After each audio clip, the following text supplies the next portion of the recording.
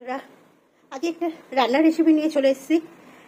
আজকে করবো ফুলকপি। দেখুন, একটা ফুলকপি নিয়েছি টমেটো নিয়েছি, আদা আর একটা উচ্ছে নিয়েছি, আলু নিয়েছি। আজকে দুপুরে তাহলে ফুলকপি আর কি রান্না করি, সাথে থাকুন, দেখতে থাকুন, আশা করি ভালো লাগবে বন্ধুরা। তা পুরো নিরামিষ আমি ফুলকপিটা রান্না করব, বেশ ভালো লাগে এরকম নিরামিষ রান্না। চলুন কীভাবে কি করি, আশা করি আপনাদেরও খুব ভালো লাগবে। ফুলকপিগুলো আমি এইভাবে কেটে নিয়েছি একদম, আর একটু এই যে টমেটো নিয়ে নিয়েছি, আদা নিয়ে নিয়েছি, আর আলুগুলো এইভাবে কেটে নিয়েছি, আর কড়াইতে বসিয়ে দিয়েছি জল। এখনকার ফুলকপি বন্ধুরা একটুখানি না ভাপিয়ে নিলে ভালো লাগবে না, জলের মধ্যে দিয়ে দিলাম একটু লবণ আর একটু হলুদ দিয়ে ফুলকপিটা একদম সামান্য শুধু আমি ভাপিয়ে নেব।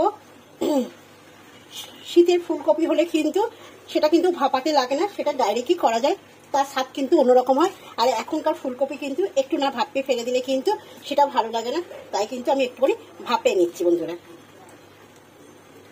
আমার ভালো লাগে না, আপনাদের যদি ভালো লাগে আপনারা কিন্তু এটা ভেজেও করতে পারেন, না ভাপাতেও পারেন। কিন্তু এখনকার ফুলকপি বলবো একটুখানি হালকা শুধু একটু ভাপিয়ে ফেলে দিলে কিন্তু ভালোই লাগে। চলুন একটু ভাপানো হয়ে গেছে, আমি বলেছিলাম শুধু একটু গরম জল আমি ভাপিয়ে নেবো, আর কিছু কিন্তু করবো না, যাতে এর একটা গন্ধ আছে এই সময় ফুলকপি বাঁধাকপি একটু না ভাপিয়ে নিলে ভালো লাগে না। তাই এই যে ভাপানো হয়ে গেছে, দেখতেই পাচ্ছেন ফুটো ধরেনি, কিন্তু গরম জলে শুধু আমি একটু করে দিয়ে একটু 5 মিনিটের মতো রেখে কিন্তু আবার ফুলকপিগুলো আমি তুলে নিচ্ছি।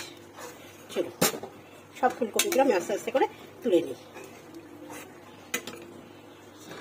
আবার কড়াই বসিয়ে দিয়েছি, দিয়ে কিন্তু আমি করবো সাদা তেলে রান্নাটা। এবার তেল দিয়ে দিলাম, একটু পরিমাণে একটু বেশি তেল লাগবে, ফুলকপি বাঁধাকপি রান্না করতে গেলে এটি তেলের পরিমাণটা কিন্তু বন্ধুরা বেশিই লাগে, তাই না?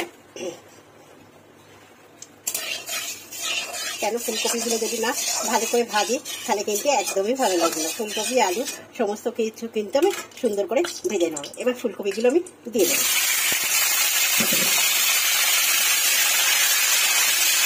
দিয়ে একদম লাল লাল করে আমি ফুলকপিগুলো ভাজবো, ছেড়ে দিব। ফুলকপিগুলো একদম লাল লাল করে ভেজে নিয়েছি, এরকম ফুলকপি লাল লাল করে ভেজে নিতে হবে, নাহলে কিন্তু ভালো লাগবে না। এতে পুরো ফুলকপি ভাজা হয়ে গেছে, এবার ফুলকপিগুলোকে আমি একটু জলদি তুলে নেব।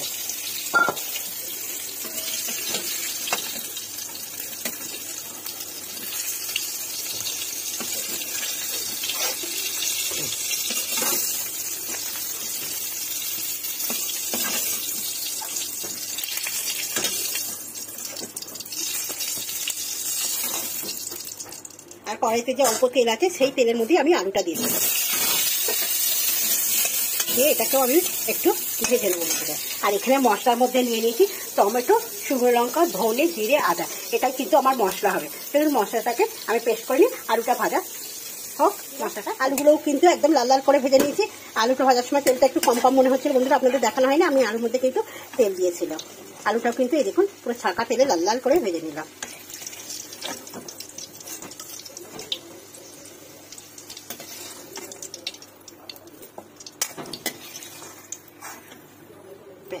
এই যে সব ভাজা কমপ্লিট হয়ে গেল, এবার রান্নায় যায়। এই যে তেল, যা তেল আছে এর মধ্যে কিন্তু আর কোনো তেল দেবো না, অনেকটা তেলই আছে।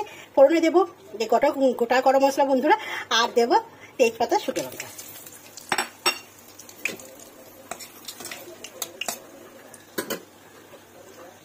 এখানে মশলাটা করে নিয়েছি টমেটো, জিরে, ধনে আর লঙ্কা, আদা।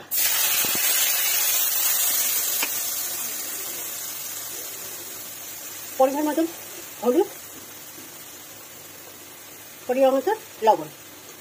লবণটা যে যেরকম খান সে সেই রকমভাবে পরিমাণ মতন টেস্ট হিসাবে দিয়ে দেবেন বন্ধুরা।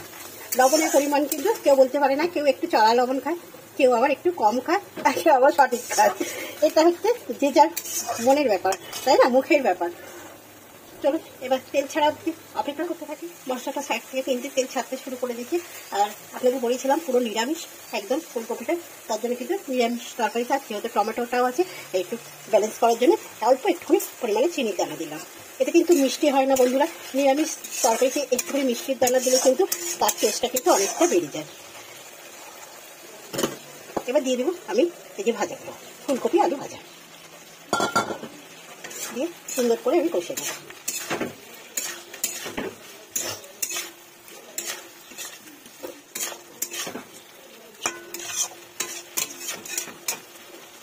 দেখুন কি সুন্দর কালারটা দেখাচ্ছে বন্ধুরা, দেখতেই পাচ্ছেন, দারুণ লাগছে কিন্তু। ফুলকপির সঙ্গে আবার একটু সুন্দর করে কষিয়ে নেবো আমি। আজকে রান্না হচ্ছে আমাদের ফুলকপি আলু। দেখতেই পাচ্ছেন বন্ধুরা, কারা কারা ফুলকপি খেতে ভালোবাসেন একটু কমেন্ট করে জানাবেন। আমার তো দারুণ লাগে ফুলকপি বাঁধাকপি খেতে, কিন্তু আমি খুব ভালোবাসি। আর দেখতেই পাচ্ছেন কালারটা দেখুন, শুধু দারুণ দারুণ একদম। আর ফুলকপিটা কিন্তু একদম কষানো হয়ে গেছে। আর এখানে কিন্তু আমি কালারিং যে লঙ্কা গুঁড়োটা সেটা কিন্তু ব্যবহার করিনি, তার জন্য এমনি নর্মাল যে লঙ্কা সেটাই ব্যবহার করলাম। আপনাদেরকে দেখালামই যে আমি কী কী রান্না করলাম। দেখতে পাচ্ছেন খুব সুন্দর কষে গেছে, একদম চারিপাশে কিন্তু তেল ছেড়ে গেছে। এবার আমি কিন্তু পরিমাণ মতন জল দিয়ে দেবো ফুলকপি আলু সেদ্ধ হওয়ার জন্য। কালারিং লঙ্কা না দিয়েও কিন্তু দারুণ কিন্তু তরকারিতে দেখুন কালার এসছে। চলুন বন্ধুরা, এবার ঢাকা দিয়ে ফুলকপিটা কিন্তু একদম রান্না হয়ে গেছে। দেখতেই পাচ্ছেন কি দারুণ হয়েছে কালারটা। আর আমার রান্নাঘর দিয়েই কিন্তু আপনাদের আকাশটাও দেখাচ্ছে, একদম অন্ধকার করে এসছে। এক্ষুনি বৃষ্টি আসবে, কিন্তু দেখতেই পাচ্ছেন এখন 12টা সাড়ে 12টা বাজে, তাতেই কিন্তু বাড়িটা পুরো অন্ধকার হয়ে আছে। আর রান্নাঘর থেকে যেটুকুনি দেখা যাচ্ছে সেটাই আপনাদের সঙ্গে আমি শেয়ার করছি। দেখুন পুরো ঝড় তুলে দিয়েছে, দেখতেই পাচ্ছেন। আর এই দেখুন, আর এই যে হয়ে গেছে, একটু এবার দেবো কিন্তু আমি বাটার, একটু বাটার দেবো, দিয়ে কিন্তু ফুলকপিটা আমার কমপ্লিট হয়ে যাবে। এবার নাপে নেবো। চলুন বন্ধুরা, আপনাদের কাছে যদি ঘি থাকে আপনারা ঘি দেবেন বন্ধুরা। আমার কাছে বাটার আছে তাই আমি বাটারটাই দিলাম। এইরকম ফুলকপি রান্না করে একবার খেয়ে দেখবেন, দারুণ লাগে কিন্তু খেতে।